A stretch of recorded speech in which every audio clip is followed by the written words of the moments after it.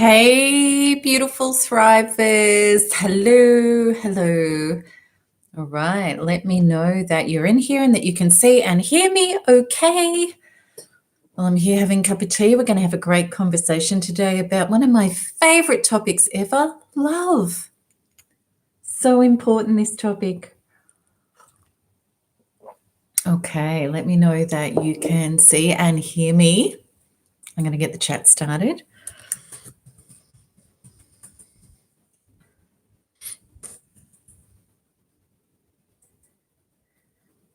Okay, and we've got some people coming in because we are going to talk about the L word, love, today. Love after narcissistic abuse, which is a tricky topic. And it's a scary topic, Kent. Beautiful to have you here as always. I love that we have men that show up. It's so great. Okay. All right, I'm just going to wait a couple of seconds for people to come in. Very cold, windy day here today in Melbourne for our last day of winter, going into spring tomorrow. So hopefully we get some nice weather coming up very, very soon. Let me know where you are from where you are in the world. Hey, Violet's here. Oh, Kent, you need this. Yeah, I needed it too. It's a really, it's a very, very, very important topic. Because so many people are really terrified after narcissistic abuse and can find love really difficult. So, Ken, you're here from California. That is awesome. That is so good. Okay. All right. Hi, Faye. Gorgeous to have you. Amazing to have you. All right. So, how do we trust and create love after narcissistic abuse? I think what I'm going to be sharing with you today is going to be, oh, I've just realized that I don't have my normal microphone plugged in. This will help. Hang on one sec. Gosh, and just when I thought I was all organized for today, I've discovered that I missed this out. That's okay, because this will just be a little bit clearer for you all.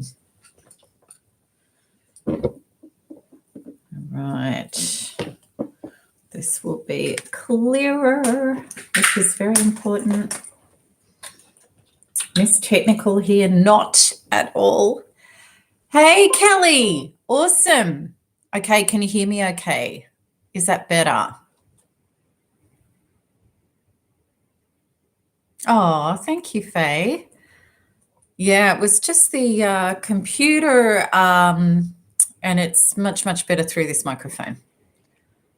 Okay, so can you hear me okay? Great. Terrific. All right, now just before I get into love, I want to talk to you about a 10-week program that many people that did last May have been able to get love of self, life, and others right. Being able to anchor into, which we're going to talk about today, anchoring into your truths and values, being able to show up with boundaries, being full and whole enough to take your time to ascertain people's characters, and also any part of the relationship to be able to set a boundary and see who can or can't step up to meet you at a healthy level of relationship. And that's what we work at in Thrive, which is my upcoming 10-week boot camp that will turn you from zero in the love department to hero. Love of self, life, and others. Being able to pursue and connect to and generate love healthily and safely without ever fearing that you've got to be taken down by a narcissist again. So check out Thrive, which is melanietoniaevans.com/thrive. We kick off next week. It's starting really, really soon. 10 action-packed weeks of taking you from trauma and fear and powerlessness into freedom, inner space, confidence, and powerfulness. Up and out of narcissistic abuse into your true self and your true life in 10 weeks. That's my commitment to you. Okay. And all you have to do is show up. You don't have to work anything out. It's all been worked out for you. That's the great stuff about personal training in boot camps. Okay. You can chop your head off, put it under your arm, just turn up and go along, and it'll work for you.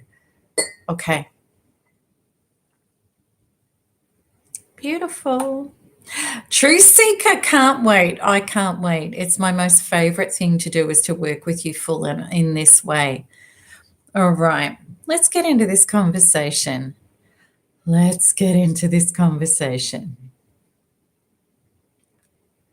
Okay, we've just had a troll on there that's getting wiped out with their messages. God knows what they're trying to post, but obviously it's not applicable or appropriate for YouTube.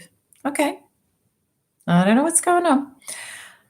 Alrighty, so, okay, what happens after narcissistic abuse? Well, we learnt that love was, and it can be a parent, it could be a family member, it could be a love partner, clearly, or a spouse.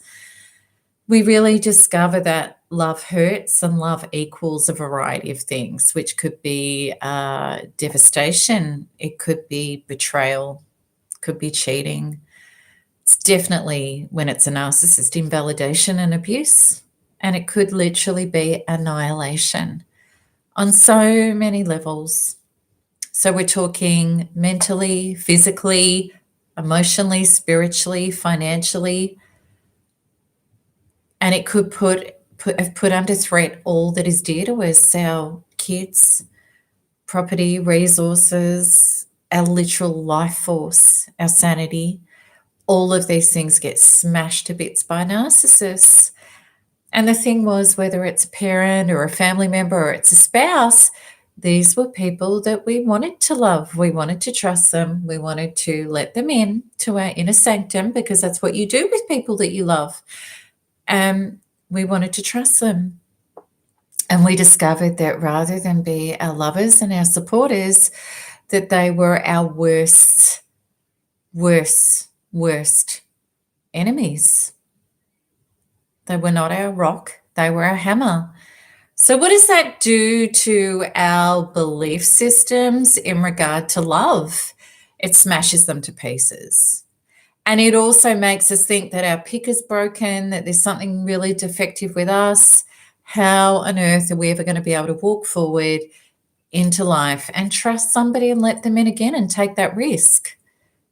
And I really do want you to know that at the start of this journey, it's very, very important that what we do is we take the time out to not put ourselves back on the field, to actually work with a relationship fast. Because if trolls, they're out in force today. If we just think, okay, well, I'm broken and I'm devastated and I've been completely traumatized, but I want to find somebody to fix me and get me over this, you're asking for trouble, because God, source, consciousness doesn't roll dice. Water meets its own level. And what does that mean? It doesn't mean that we're bad people or disgusting people like narcissists. We don't behave like them. But it means that if we have the inner traumas of the people who love me, abuse me, betray me, annihilate me, that's our datum. That's the level of our water. And what that means is that the people that come into our life are going to match that inner traumatized love code. We'll be attracted to those people. And of course, they don't show up being those people at the start. Narcissists never do. They come in all charming and fluffy and exciting and fun and sexy and all those things. Or caring and compassionate. That's how they appear. But we have to remember the truth that our life is unfolding from the unseen world. There's only one person in the room, and that is our subconscious programs that control over 90% of our life by the time we're 30. Most of them happened by the time we were 12. So what that means is who and what we choose, who and what chooses us, and what we roll around with is going to be a match to those internal programs. And how do those internal programs go when we've still got that inner trauma of what happened to us via a narcissist? We're terrified of getting hurt again. We may be researching narcissists a lot, trying to pick them, which I promise you from the bottom of my bottom doesn't work. And then what happens is we lead with our wounds because they're still there. Narcissists can sniff them out at 100 paces, just like they can a gazelle with a limp. And if you're putting yourself out there, you are a sitting target for a narcissist to come in, work out your wounds, promise you they would never, ever do that to you. You think, oh my God, here's my savior. You hook up and off you go again. And this is how our soul works. Our soul is forever trying to free us with life to be our highest and our best self. That's what it's about.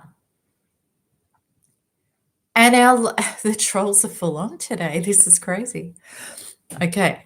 So what happens, I don't know if we can actually block this person and maybe just get them out of here. Maybe you might be able to do that, Violet, from your end. I'm not quite sure. It's a little distracting. Okay. So what happens is our soul, how does our soul work? It's very, very simple.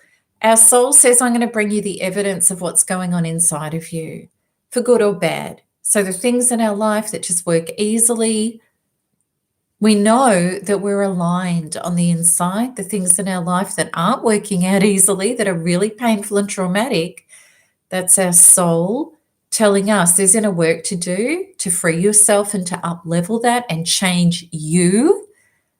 And then the outside is going to change. You're going to choose differently. You're going to have a different attraction point. What was bright and shiny to you is going to become repulsive when you change. And I promise you it does. Because this is the thing, when you still have the inner trauma inside of you, of course you're going to be scared and you're going to be hypervigilant, which isn't helpful. It's counterintuitive, but I promise you it's not helpful. Whatever you're fearful of is going to keep showing up. And you're going to try and research narcissists and look out for them. You're still wounded. A narcissist can get their way in through your wounds. And off you go again. And then what does that do? It keeps supplementing the belief. The people I love are abusive. They betray me. They're cheaters. They're not, humans aren't to be trusted. Men are this, women are that. And you're right, because it's bringing you the experience again of what was already going on inside of you. So how do we change? Well, first of all, we have to know that as adults, we can't go through life with our broken wounds, seeking metaphorically a parent outside of us to heal us. Because really what's happening usually is we're repeating our childhood wounds. We didn't feel validated. We didn't feel loved without conditions. We didn't feel that we were lovable without having to earn love and approval. And if we haven't healed that stuff, then we get our adulthood relationships, which reflect it back. But this is our soul. You see, what our soul is saying is, I want you to wake up. I want you to turn within. I want you to recover and reclaim and heal and become your true self. And what happens is, if we're not waking up, the experiences get heavier and harder and more dramatic to wake us up. I always used to say before narcissistic abuse, I had so many signposts on my journey, but I was too busy and I could cope the way I was, or so I thought.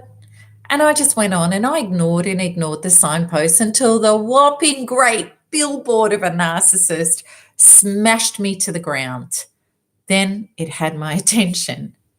And thank goodness I stopped making it about narcissists and I made it about healing myself. And I'm so happy to report to all of you today, I am in a beautiful love relationship with an incredibly like-minded man who has my back, who adores me, who stands for me, who grants me the same level of love, approval, kindness, and integrity that I grant myself. But if I hadn't healed me and self-partnered and got it right within me, I would never have even been attracted to him. Now, he's attractive, he's tall, he's got broad shoulders, he's an attractive guy, but he wouldn't have been attractive to me because I wasn't attracted to kind, gentle people. He's very masculine, but he's kind, he's gentle. He's not bouncing off the walls like a narcissist, which is what I used to be attracted to, the life of the party. Now I find those people actually quite repulsive. They don't do it for me. You know, powerful inner substance does it for me because I came home to my own powerful inner substance.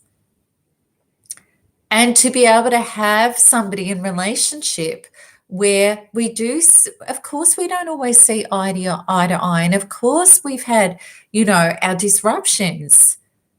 But we absolutely have the integrity to say, I care about you, I validate you, I'm interested in teamwork, I'm interested in being compassionate for each other, and I'm interested in creating a solution because you're worth it and we're worth it.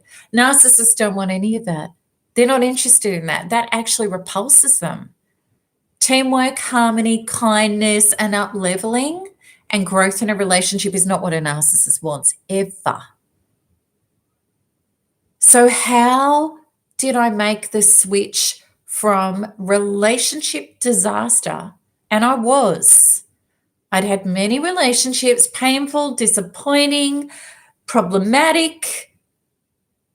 And I had the big bad narcissist that nearly took me to my death, which was my billboard. It was my wake-up call.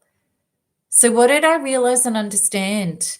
That now I have to create a relationship with myself where I am going to mate my own soul first. Because until I mate my own soul, I can't have a soulmate. Because quantum law is very, very simple and it's as absolute as gravity. It's so within, so without. And that means whatever my beliefs are and my relationship with myself is exactly what I will choose and participate in and what will come to me. It really is that simple. So if we are looking for a savior from the outside, you are not going to get a savior of your wounds, you get a messenger. Because what does relationship always do? Intimate, close relationship. It's the biggest growth opportunity you will ever have. It will show you where you're whole with yourself and where you're not. That's true of every relationship that's close. We know that with our kids. We know that with our family. We know that with our deep friendships. We know that especially in very deep personal intimate relationship because it's into me see. That's intimacy. So into me see, how can another see you unless you see yourself? So this whole thing that we've been taught about somebody on the outside is going to give me my life. You complete me. You are my world. You give me a reason to live. All of that stuff is deeply codependent and it plays straight into the whole theme of narcissist meets codependent. It's two sides of the same coin of toxic relationship, because the codependent is saying, well, I don't feel whole and healed within myself and solid, and I don't have a connection to source where I am love, I'm being love, and I can be tough love, boundaries, I'm honest, I say no when I mean it. If you can't respect me at the level I respect myself, piss off. That's actually love. Seriously, I didn't know that. I was all new age fluffy. Oh, I just got to treat everybody how I want to be treated. And I just got to people please. And I just got to be loving and understanding and loving. Nah, throw that out. Let's get real, because this is your life, your soul, your resources, your kids, your future generations we're talking about here. And there are people out there that do not have the capacity to love you healthily. They can't even love themselves. You don't want close, intimate relationships with these people. It's not your duty to save them and fix them and drown and get yourself smashed up in the meantime. And interestingly, all of those people that are not taking responsibility to heal and love themselves and become whole, hurt people. If we all stop trying to fix them and hand them our energy and our sexuality and our resources and our money and just said, nah, not good enough for me, they would all have to get their shit together and grow up and heal. It's actually the most powerful thing you can ever do for yourself and others and humanity, is to take full radical responsibility for your own life, your own heart, your own soul, and your own choices. Because then we would stop feeding these people and allowing them to do what they do. Am I making sense? Now, Ken, you're saying a really good point, but I really like me and I love me and I'm not arrogant, but damn, I married a sociopath.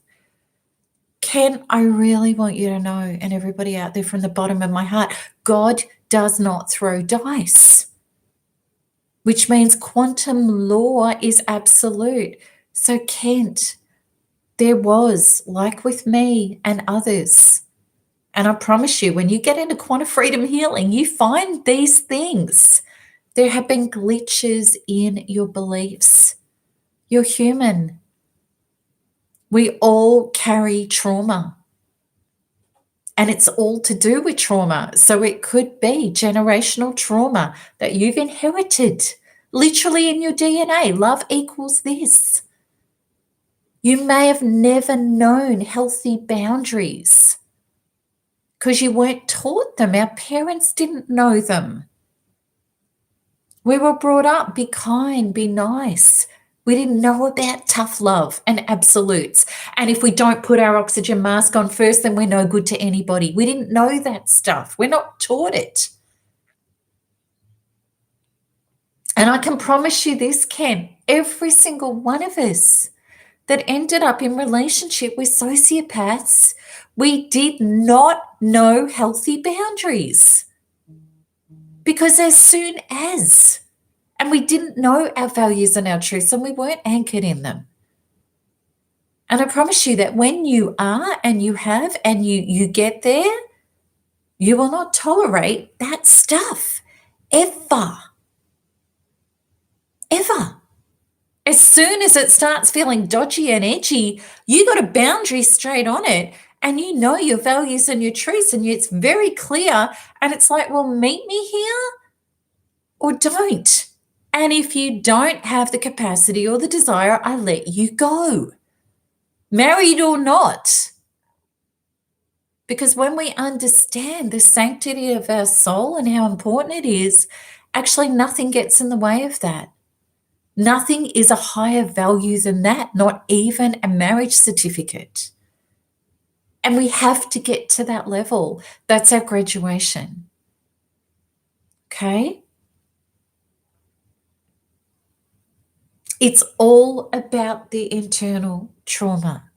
It's all about the internal trauma. And what's really, really helpful with narcissists, do I believe in marriage, Mel? I believe it's a personal choice. If somebody wants to deeply get married, absolutely, I think it's wonderful. If they don't, I think it's wonderful. Okay? All right. So there's so much about this topic I could get into, but I want to distill it down to the steps.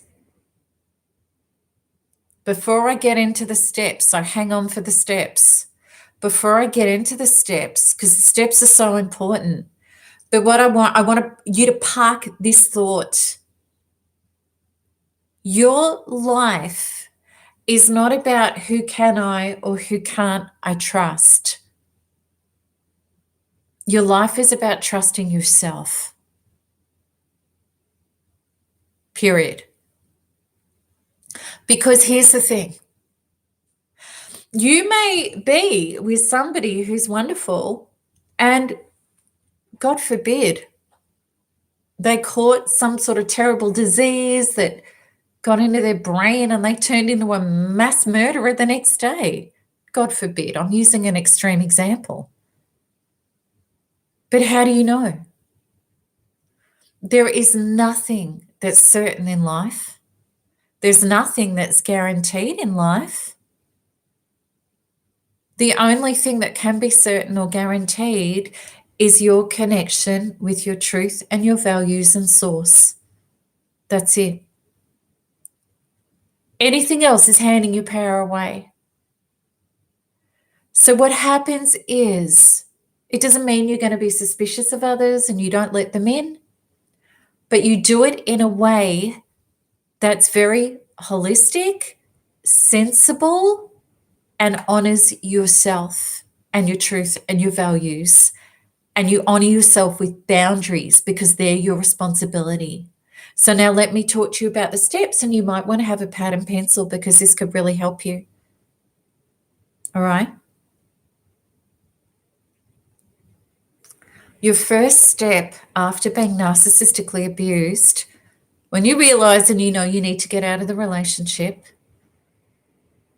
let's assume you're at that level, is you leave, you go no contact, and you turn inwards, hopefully, to do the energetic work on your subconscious programs. And you'll be like, well, how do I know what they are? When you use a tool like quantum freedom healing, you don't even need to logically work it out. You have the step-by-step instructions to just meet everything that's triggered and energized that hurts, because they are exactly the things that you need to heal. Whatever you're still obsessing about, triggered about, hurting about is exactly the wounds that are your faulty love code. And the narcissist has brought them right up to the surface for you, which is so optimal, because they're right there to get up and out and shift them and release them from you. So if you just do that, that's your first step. And if you're using a tool like quantum freedom healing, you can literally pick up the dense trauma energy out of your body, release it out of your cells, replace it with source, wash it away, and reset where you're not that person anymore. It's done. And then what happens when you've changed on the inside, you're no longer obsessing, you're no longer shaking, you no longer have PTSD, you no longer have agoraphobia or fibromyalgia, because they're all trauma symptoms. They all melt away. And you start feeling more solid and whole in your body than you ever have. Then it's very important that you go about building a life for yourself. A life means I'm happy to be in my body and I am loving being myself in life. Why is that important? It's so important. Because what happens with getting into new relationships is two things why that's so important. Well, you need to have a life to share a life. Because if you don't have a life and somebody comes along and they give you a life, well, now you're like that broken child dependent on the adult no matter how they treat you. You're not going to draw a boundary and leave if you have to. You are already a candidate for abuse. And it's not up to somebody else to treat you wonderfully, to love and approve of you and give you survival and security. It's your job, nobody else's. And even if they are a great person and you haven't done the recovery work, you could get needy and suspicious and clingy and high needs with them, which is going to push great people away. They don't want somebody like that. They don't want somebody hooked on them and obsessing and fretting and demanding and needing them. Good people don't want that. They want people who have a life that are healthy, that are two whole people or whole enough sharing wholeness together. That's what healthy people want. So that's very, very, very important. The other thing is when you start dating or exploring people for a relationship, you need to be very, very clear about, as a mature adult, I have my life and I don't drop everything for you. Okay? I can't see you Thursday night because that's what I'm doing. I can't see you Saturday because I'm doing this. And you don't drag them into your life immediately at all, because you are doing a due diligence, which is very mature and important. And I never knew this because I used to put more thought into buying a pair of shoes than I did starting a relationship with a love partner. That's true. I learnt. So what happens is when you start dating, you don't drop everything for everybody. You retain your life and you catch up with them and you're assessing. You're not having sex with them. I'm sorry, but you're not. Man or woman, if you fall straight into bed with somebody, you have missed the incredibly important steps of getting to know this person's character before you let them into your spirit and your soul through your body. That's just reckless. And if you really believe that men only want women for one thing, well, then you don't understand anything about men yet. Every great male coacher on the planet will tell you men do not fall in love with women through having sex. In fact, that makes her the for now girl and never the forever girl. He needs to have to step up and win her and woo her for him to value her. This isn't a game, it's biology. And this is how it used to work in the olden days with the suitors. The princess would be in the castle. And, the knights would show up to win her approval. And they may get to the end of the drawbridge. Then they may get over the drawbridge. Then they may get into the hall. Then they may be able to sit down and meet her father in the meeting room. And it was a lot of steps before he would get into the bedroom. And men would ride thousands of kilometers to be that suitor. Women forgot this. Women now have been purposefully engineered to believe that I've got to throw my body at somebody to get a boyfriend. And it is complete bollocks. But, if we've got that belief, then you need to do work on that painful belief. Men are only after one thing, and then I have to put myself up sexually, and I hate that because then I get sexualized, and you got to do a lot of work on that. And there's ways that you have to date where you're out of that trauma, because otherwise you're just going to get what you believe. That's what our internal belief systems do. They generate the validity of the belief with life to the letter, and we're right. So you need to change your inner datum to something a lot healthier. And then what happens? Let's just get back to this. Let's just get back to these healthy boundaries. When you have your life and you say, no, look, I can't catch up with you then, and I can here, and Okay, and we're going to meet. You're not coming straight over to my house. No way. I don't even know who you are. You could be Jack the Ripper. That's just sensible, mature. Let's meet out at a cafe. Let's, go for a walk in the park. Let's just talk and let me get to know you. And then we're still going to, date platonically without sex for a while. And I get to see how you are with people in your life, what your relationships are like, and just be straight with people. I don't have sex with people without a commitment and deciding that I want this to go further. If that scares people off, great. You've just saved yourself a whole heap of time.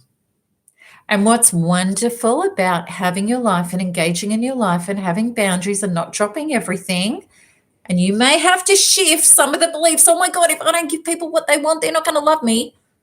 You've got to get rid of that stuff. And when you do, you will find, what do narcissists need to do? They need to hook up quickly. Why do they need to hook up quickly? Because they're an empty, no self who can't generate their own energy and source and life force. And they need to ensnare people, trap them, hook them as supply, and start extracting energy very quickly. Narcissists love the whole, oh my God, I've dreamt about you. I know you're the one. I've been waiting for you all of my life. You're not going to be anything. You're nothing like the others. And they're going to mimic your body language and they're going to say, tell me what's hurt you. I would never do that to you. And then, you're going to have too much to drink or whatever. And they're mimicking your body language and they're looking in your eye and you feel like you're a man or a woman in an oasis, in a desert who's found their oasis. If you're unhealed, if you're healed and solid, you pick this shit within minutes. I promise you. You do. You go, okay, there's another one. Tashi Mashi. What a great name. How do you ever trust somebody new? By taking your time to see the character. When you've assessed somebody's character and you've taken your time and done your due diligence, you know they're a good person. It's really that simple. All right. So you pull back after a narcissist and you do the inner work and then you start loving your life. And I promise you, we have so many thrivers in our community that just love thriving because they didn't have it even before abuse and I didn't. And then when you know how to date and it's got nothing to do with your figure or how you look or, there truly is a lid for every pot. There really is. In fact, there's many lids that could go on your pot. I promise. But not if you are not the pot that's right for the lid. So what happens is you can start dating, but you have to keep doing the inner work because, of course, you're going to get triggered. There's things that are going to come up that are going to be confusing and painful. And, you may be taking your time with somebody and you think, oh, my God, he's or she, if you're a guy or you're gay or whatever, it doesn't matter. But let's just use, because men say, Melanie, you don't talk about us and women.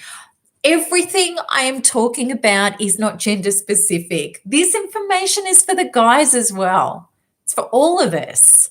But I'm going to use he because I'm a woman. So let's just say that I'm retaining my life and I've got my life and he asks me out for dinner and I say, look, I can't make that night, but, these nights are good, whatever, right?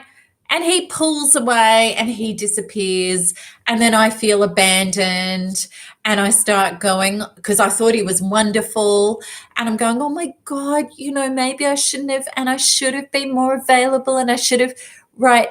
That stuff needs to go. It's got to go. So I would turn inwards and I would heal that. And that's exactly what I did on my journey. on my dating journey because I was already a really dedicated thriver to my inner being, which meant that if I get triggered and confused and hurt, I go inside with Quantum Freedom Healing. I just breathe and load up what hurts. I don't even need to know what it is. I can feel it in my body. I load it up, I release it, I bring in source to replace it, and then I've up leveled on whatever that was. And now I feel solid and confident and whole again. And I know that if I don't honor me, I can't honor anything. And anything and everything can't honor me. So I learned to love dating because I loved that experience of continually mating my own soul. In fact, for me, dating was not like, oh, I'm out to meet Mr. Right. I was like, I am loving this journey of getting powerful in my body, being able to be a woman, being able to be soft and loving and open, and yet as ferocious as a lion. Okay? In a really powerful, calm way. Because I'd always, as a woman, I thought, well, feminine is weak. And then I was over masculine. And that was crap too. That didn't work. And I learned through my Thriver journey, and this is the same for guys. What I love about our Thriver men in our community that working on themselves, they can be really lovely guys, but they're men. They're men. And I love that. They are men. And men have boundaries, and men have limits, and men don't get sucked in. Real men in their bodies with self-worth and self-value don't get sucked in by a narcissistic woman's sexuality, and they don't get sucked in by her playing helpless to get him to hand over more stuff and resources and his boundaries. They say no, which every good man should do, as every good woman should do.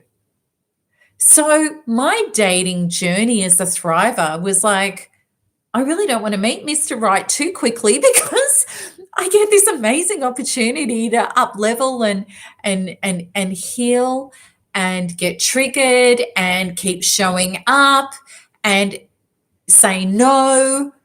One of the most and I'm not even scared of going on a date with a narcissist at all. I couldn't care less.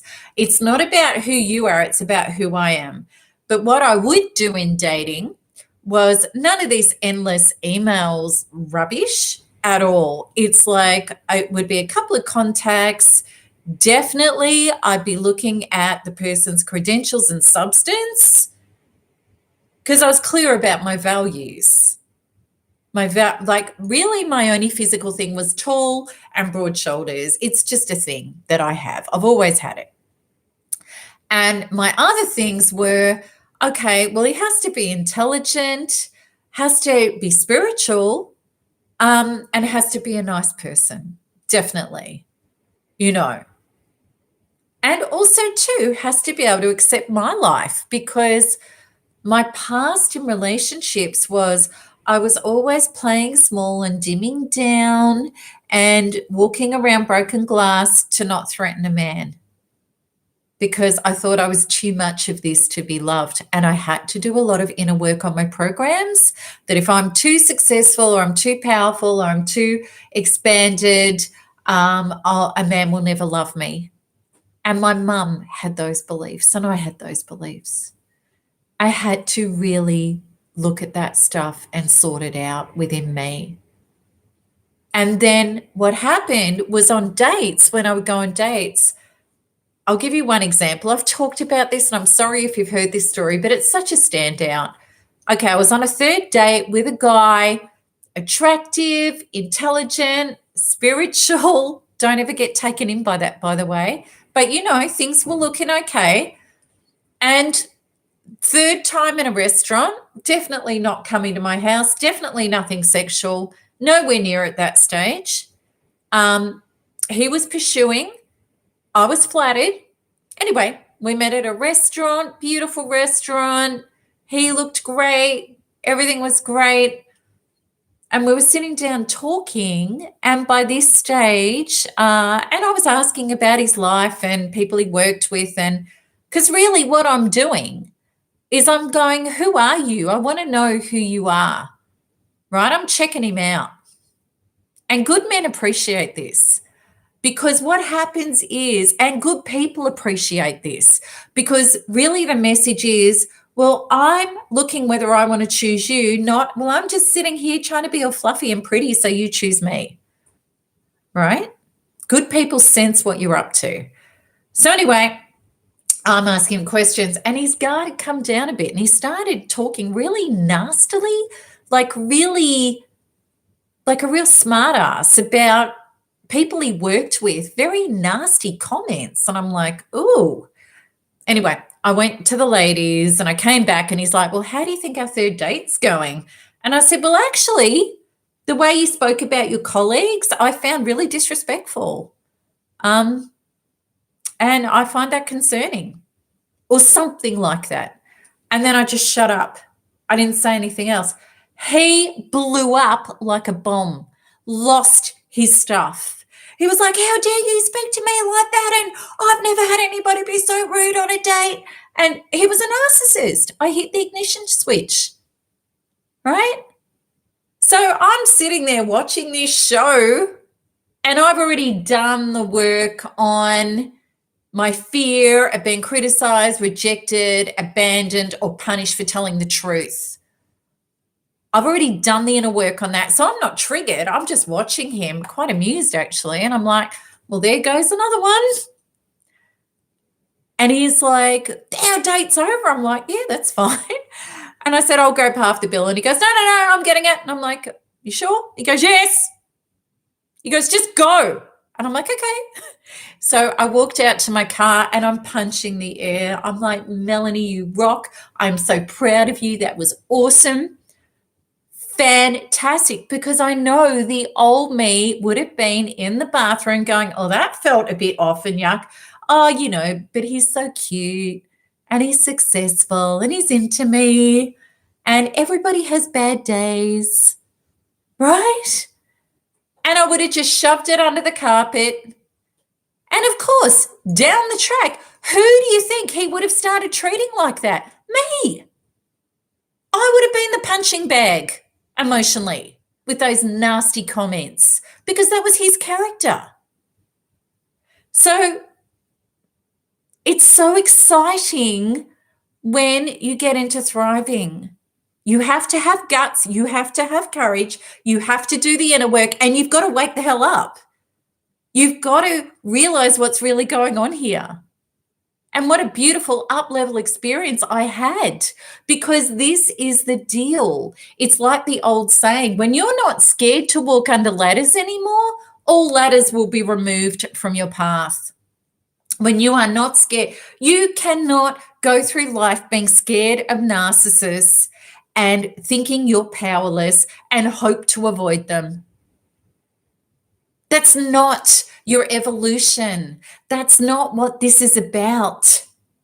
What this is about is for you to be fully you in love, joy, and play your whole life, not being scared of narcissists and knowing how powerful you are. And all you have to do is make your own soul, get rid of your fears of showing up truthfully, trust your inner gut. Maybe he was just having a dumb moment or he was joking, right? But by me confronting him and telling him the truth about what I felt about his comment, there he had the opportunity, and I would have known because I would have felt it in my body. Is this piecemeal? Is this bullshit? What was great is he just popped. So I couldn't miss it.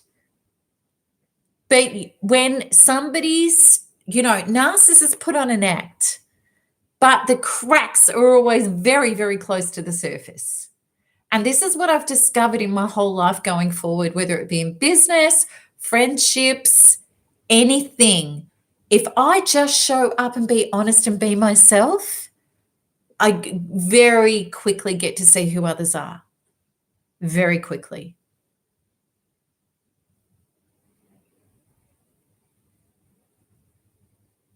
Now, the thing is, this takes development. Your inner love code is your inner love code. It's 97% of your entire wiring. 95, 97, who cares? It's a lot. It's nearly all of it. Your mind has a very limited ability to change it. It's actually the inner somatic, energetic, emotional work directly on your subconscious that changes it, opens it up, releases it, replaces it, so you don't have to battle it. So you're just different. There's space for you to be in your body. You start to trust yourself. You start to show up. And even if you're not sure, you would say to yourself, and with my partner now, there were times, and there was because of old stuff, absolutely. And how I would show up is I'd say, honey, this may just be me. This is what I'm feeling. I'm going to be honest to you about it. And he met me at a level of care and openness and transparency. But if I'd have attacked him and come at him from my wounds without ownership and an open heart and softness and love, of course he could have got defensive and he could have attacked me. And we've had those moments where things have gone very pear-shaped when we don't remember who we are and that we care and that we love and we take personal responsibility. There's times where you're going to stuff up. And that's okay. Because then you reset, you take responsibility, you let go of what's triggered and hurt it, bring in source, and then you show up in wisdom and truth again. And there was a part in our relationship as well with, my work and my hours and the things I have to do, which are very non-traditional. And we had this very, European traditional man. Very kind-hearted, very loving, very spiritual, but not used to a woman like me. And it created some friction. Early in our relationship, I sat him down and I said, look, I adore you. I know how we feel about each other, but this is actually the truth of my life. This is what I need from you. And as much as I love you, it's non-negotiable because my mission and my purpose is me. And either you can deal with it or you can't. And if it's not going to work for you, we need to separate because I'm not giving up myself. Okay. And he was like, no, I can work with that. And I said, no, I want you to go away for a couple of days and think about it. I want you to really, really, really think about it. Feel into yourself and honor your truth. I don't want you to honor my truth. I'm honoring my truth. You honor what your truth can be because that's the only way we can be together if you're true to you and I'm true to me and it works. He went away. He came back and he said 100% I'm on board. And he was, and he always has been. But the old me would never have done that because I would have been like, oh my God, I'm terrified of losing him. I don't want to rock the boat. Now I know. I will never lose myself.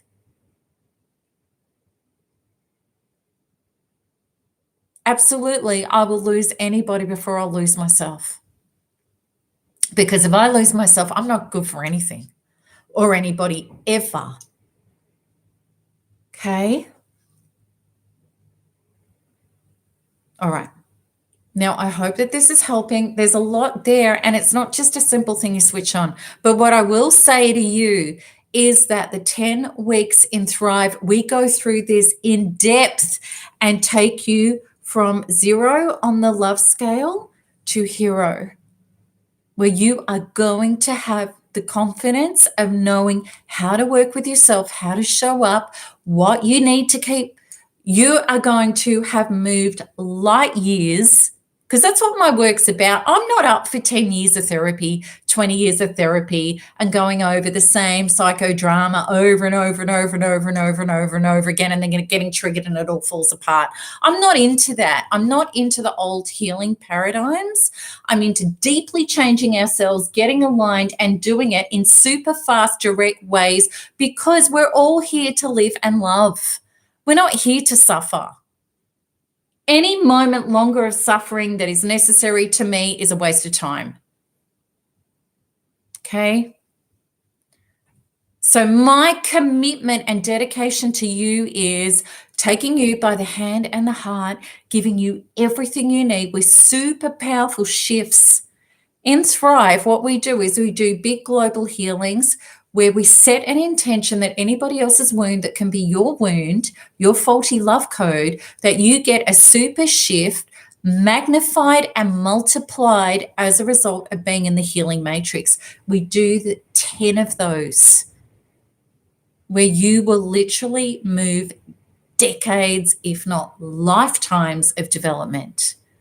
And we found the results of it unbelievable.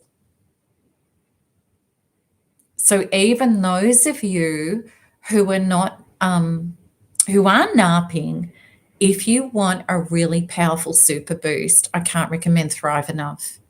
It'll move you years in your journey.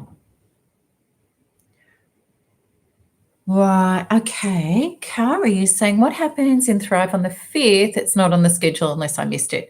Yeah. Okay. So Thrive starts on the 5th, but any of the, that's week 1. If you can't make any of the live sessions, they all get recorded. You get them on your Teachable platform. You have all of the resources for life. And if you go on the Thrive page, melanietoniaevans.com/thrive, and you go for, you'll see what each week entails and how it is about the journey of self, life, others, love. All of it. Okay. All right. Do you have any questions? Well, just tell me, have you found this helpful? Is this helpful? Do I prefer Thrive to NARP, Dim, and why? They're two different things. NARP really is, NARP has got so much in it. It's an incredible, incredible resource. Thrive's like a boot camp that you would do at gym to get a super boost and get really quick, powerful breakthrough results. So they're two different things. I love both of them for that reason. Okay, Elizabeth, it's been helpful. That's really good. How do we get to the Facebook group? All right, Kari, if you're already signed up, we're sending out a link to that any day now, which connects you up to the Thrive Facebook group. Yeah, so, okay. So the difference really with Thrive and NARP is like you have all of the details and the information and you know all your diet plan and you know your workouts and but you go to gym and you put it into place and you mix up your food at home, right? Thrive is like all you do is show up and you get handed everything and taken through everything. You don't have to think. It's like personal coaching. That's what it is. Yeah. Yeah, and Faye, I know you were so active in Thrive. You loved it. You got so much out of it. And yes, you using it for life. You've got all of the resources there. Yeah. And Faye saying it complements NARP for me. It has a lot of people that are NARPing. I'm suffering depression. So which one should I take? The lovely person, I can't pronounce your name, who wrote that, if you really feel like you want that hands-on help, I would suggest Thrive to you. I really would. Yeah. Oh, Helen, I need this and I deserve this. Well, I love that you're taking a stand for yourself because if you take a step forward, I'll give you the next 10. But I need you to take that first step. And then I can bring you with me on this journey where I am. Okay. I'm talked out. Butterfly awakening, sweetheart. Exactly. And when you're talking, you're never addressing the peptide addiction in your body to the trauma or the somatic regurgitating of it. It has to be done from the inner subconscious programs. The difference when you start doing that is like day to night. Raphael, when does an art get their punishment in life? They're punished every single day of their life because they have an inner destroyed, self-divorced inner being that's been kicked to the corner, that's catatonic, that is screaming that they always have to self-medicate with narcissistic supply with significance and stuff, and it never goes away. That's their penance. They are in a living hell every moment of every day, trying to self-medicate their way out of it and they're all end up on their deathbed with no ability to get narcissistic supply again, meeting their shocking, self-annihilating inner being. They're in hell every second of every day, no matter what it looks like. And anything they achieve and they get is kind of like a hit that takes them away from themselves for a moment. And then they need more and more and more and more. Okay? When you understand that, you don't actually envy any narcissist, no matter what they've got. But, we can come home to durable, true peace and wholeness, which is what everybody wants. And that's what Quantum Freedom did for me and has for thousands of other people, brought us home to ourselves finally. Yep. It is insatiable, Peter. It is insatiable. Bohemian Guardians, I love your voice. I want my voice to feel this good. Oh, and it will, Bohemian Gardens. When you get to the point where you can be yourself and you can speak and you're free to be you, it's such, oh my God, it's everything. It's heaven on earth when you get to that. Mel, did your current partner have to go through the healing journey as well, or was he just trauma-free? That's such a good question. He absolutely had been through a lot of stuff in his life. He was very spiritual. He'd been doing his own work and he wasn't trauma-free because nobody's perfect and neither am I. But he was absolutely in radical personal responsibility and connected to source and dedicated to growth, which is everything. And we've grown together, which is beautiful.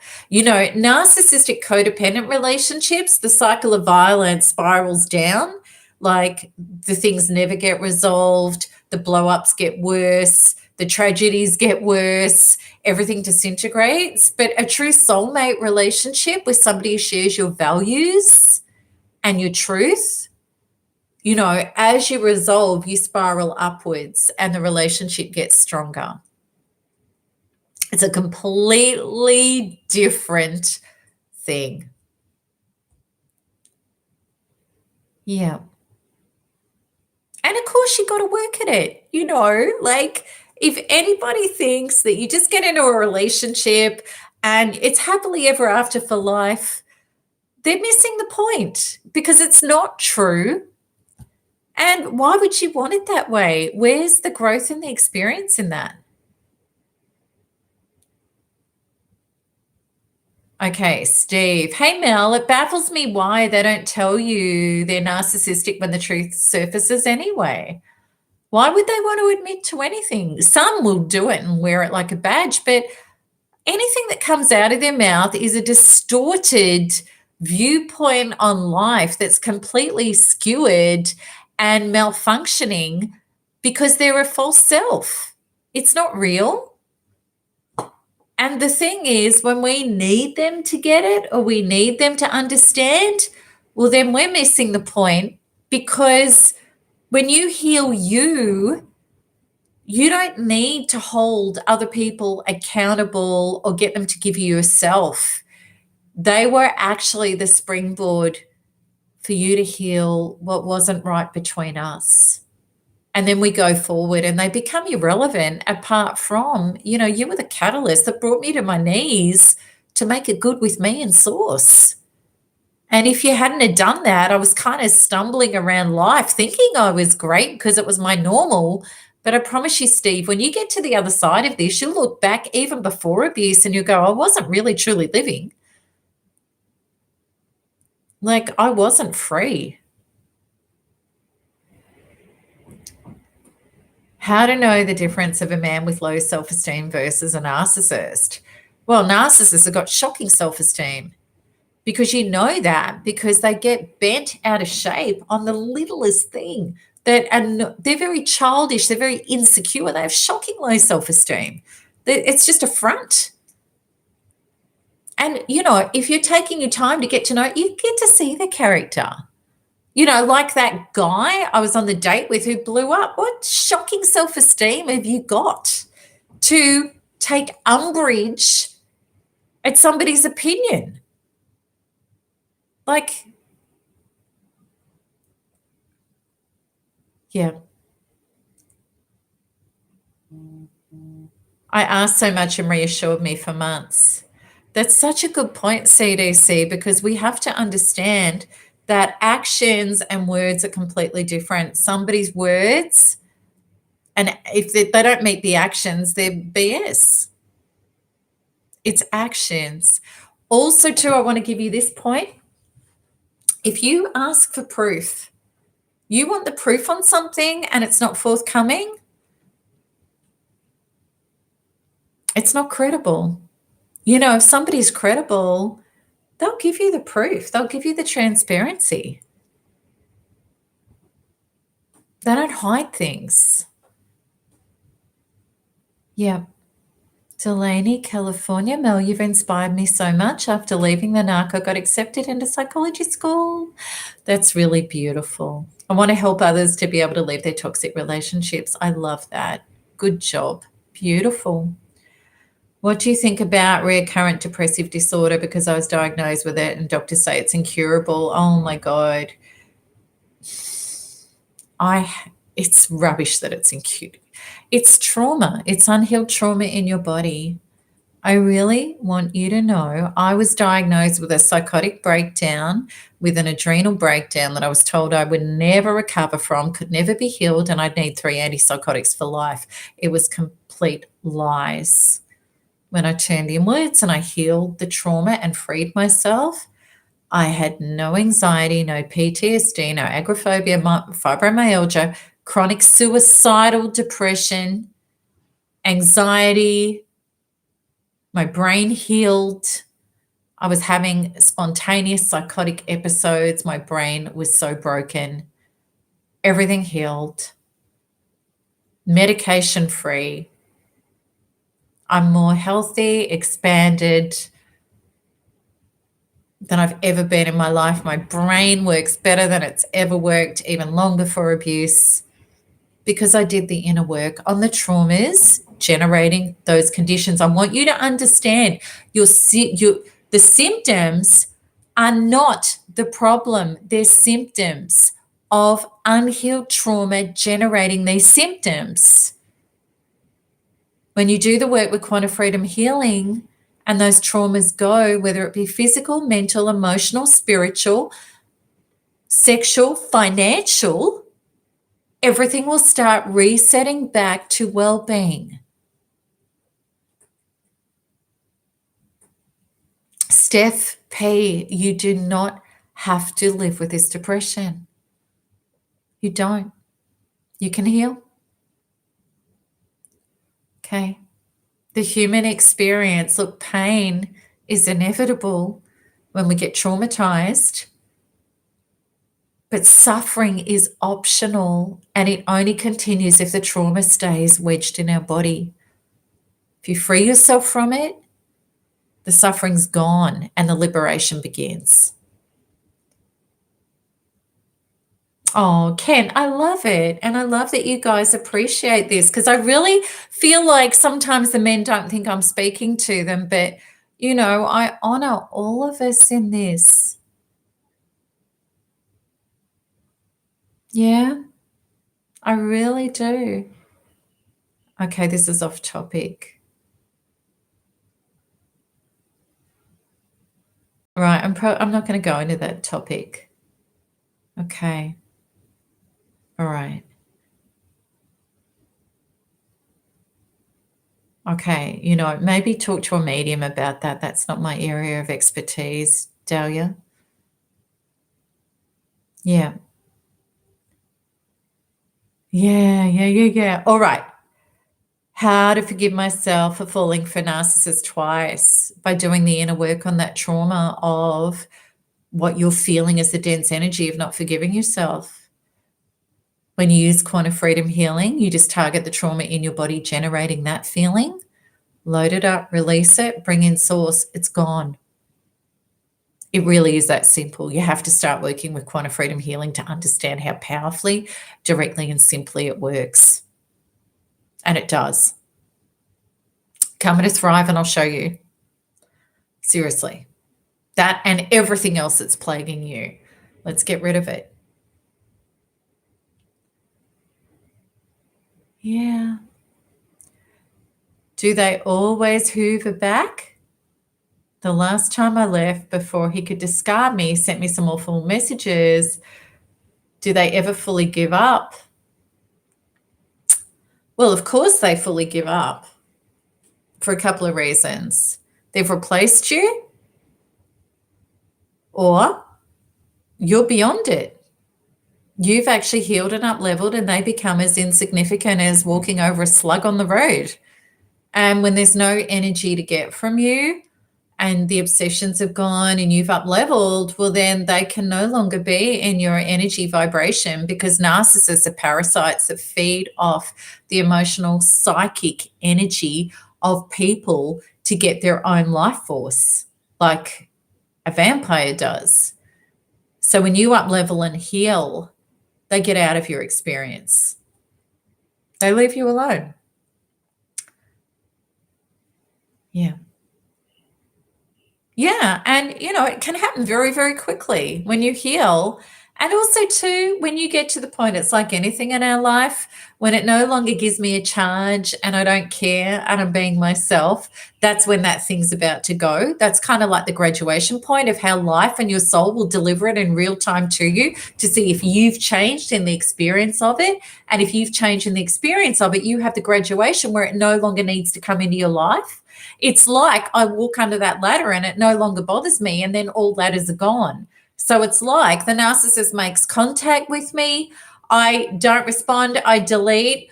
I'm over it in the time it took to boil an egg, and I'm getting on with my life. And it's like, whatever. It's a bit like a mosquito, and life and your soul and source goes, oh, you're done with that. Okay, good. It can go. But if it's still charging you up and you're obsessing and you're hooking in and you're handing the narcissist your psychic energy in the unseen world, which is what they suck, because they are emotional psychic vampires, well, then you keep it all hooked up. And it's like Pema Chodron said, something in your life is not going to stop until it's taught you what you need to learn. It's exactly what I'm talking about. So it's actually not up to them. Take your power back. Nothing that is going on with them is up to them. It's up to you. That's the truth. They're actually not powerful at all. They're powerless, empty creatures feeding off our pain and our wounds and sucking it. They're the little man or woman behind the curtain.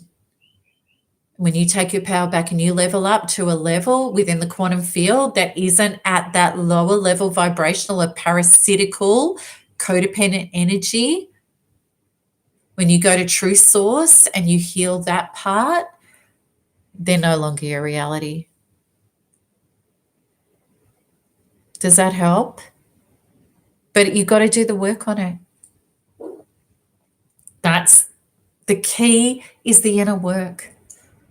The right inner work. That's the key. Would you tell a man that you're dating that your ex was a narcissist?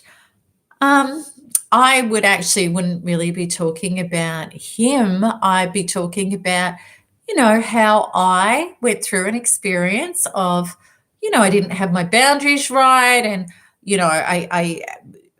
I would take full personal responsibility about saying, well, when I was dating and people would say to me, what happened in the past? And I'd say, well, look, I was in a relationship whereby I didn't know my boundaries and I hadn't done the inner work yet. And I did have an experience with somebody, that was quite abusive on a lot of levels.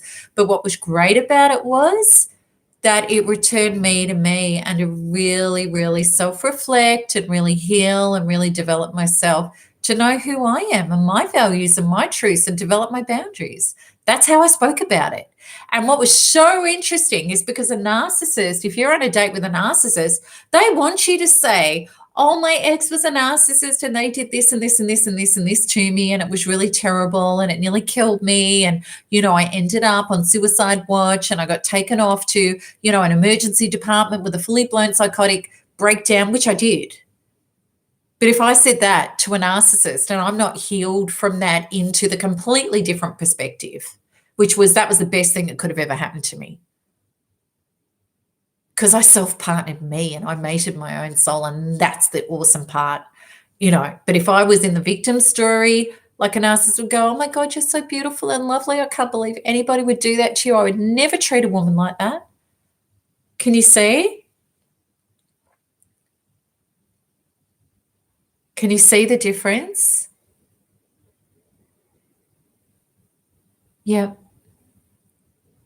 You don't put your pearls in front of swines to get smashed.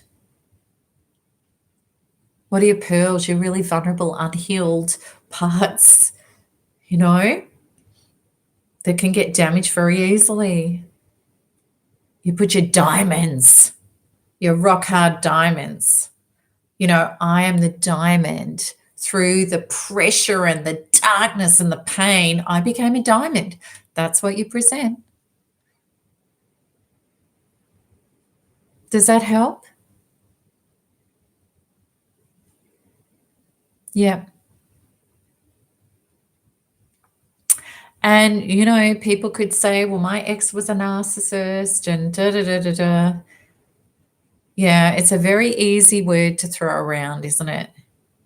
And people throw it around when they're the narcissist. Words mean nothing. It's the character of somebody. Do they take personal responsibility? Are they into growth? You're here because you're interested in personal growth. You wouldn't be on my page listening to this if you weren't. So don't have a relationship with somebody who's not, who's blaming, who's a victim. Because that's a narcissist or a codependent. You don't want to be in a relationship with either of those people. And you don't want to be a codependent.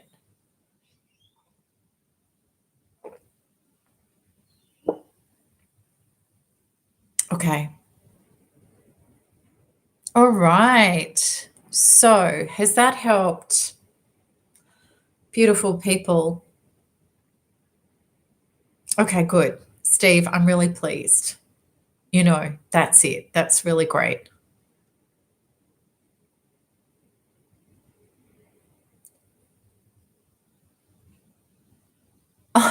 You came here for my fashion tips. Oh, God, maybe we could do that on Instagram. That's so funny. My fashion tips. Great. God, I think there's a lot of people out there doing that a lot better than me. Oh, you're so welcome, Jennifer. Look, I could talk about this dating stuff forever, and it's really interesting because one of our Thrive live, we have our lives and we have a question and answer live, and one of the weeks, talked into a whole dating boot camp where I was telling people, what to put on their profiles and how to answer people. It was, it's a lot of fun. How do I start a program for quantum freedom healing? Kathy, I'd like you to write down these two because I would suggest either or these. MelanieToniaEvans.com/NARP, NARP, which is my signature program. And then we have MelanieToniaEvans.com/Thrive, THRIVE. So the / is either NARP, N for Nelly, ARP, Narcissistic Abuse Recovery Program. It's the acronym for that. Or Thrive. Thrive. So, oh, silver rains. I love how you keep the focus on ourselves. It truly is the only way to heal, getting the focus off them. Oh my God. And that is silver rains. That is the number one issue people have. And I promise you, I was the perpetual victim for years, and it was all about him, and it nearly killed me.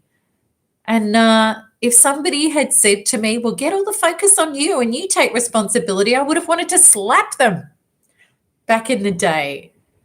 But I know that it's the only way. And it's what we want. We want to be whole. We want to be positive and confident and solid, self soothing, self healing. We want to be empowered. We want to be free. There's only one way to do that, is to come into your own being and do the work. There's no other way to get it. Yeah. All right.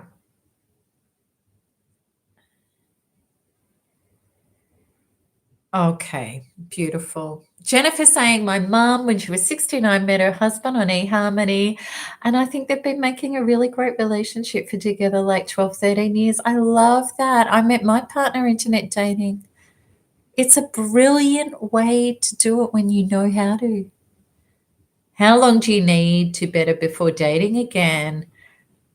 Well, you need to be loving yourself and loving life and know. Do you know what I think what is one of the greatest ways to know that, Steph? If you can honestly say, even if I'm in a relationship, even if I'm committed, and even if I'm having sex, and even if I think he is the best thing since poached eggs, if he was to show up in a way outside of my values and my truths and my boundaries, could I love myself enough to say, we're done?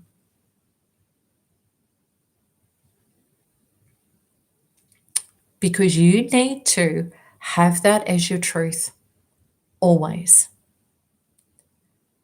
And if you're not developed and solid enough, and you haven't got enough of a life and enough of you and your life and your love and respect and boundaries for self to be able to say yes to that, you're not ready.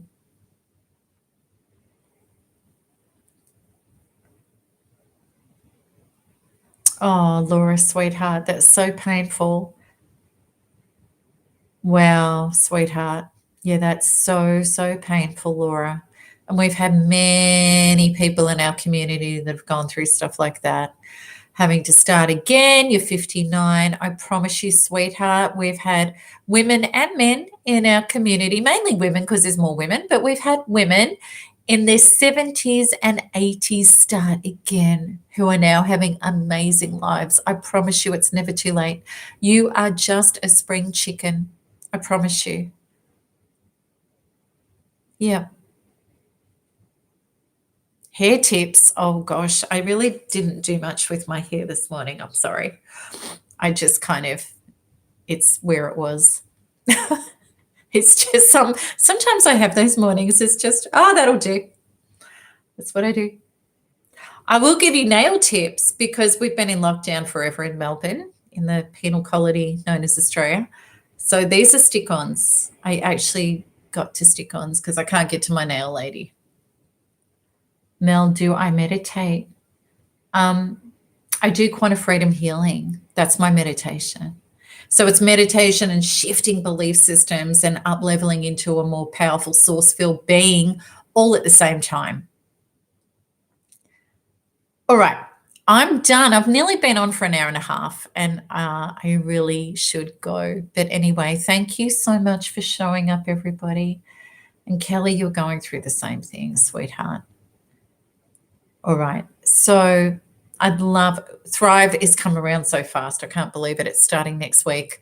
I would love for so many of you to have an even closer, more personal relationship with you, a deeply quantum healing relationship with you, and bring you out to the other side where myself and thousands of other people are. So check it out. You won't recognize yourself in 10 weeks. That's my guarantee to you. Check it out. And I'll see you at Thrive next week, beautiful YouTube Thrivers. All right. So much love and, relief and healing is so close. It really is. Lots of love, everybody. See you soon. Bye. And thank you, Violet. Thank you, team. Bye bye.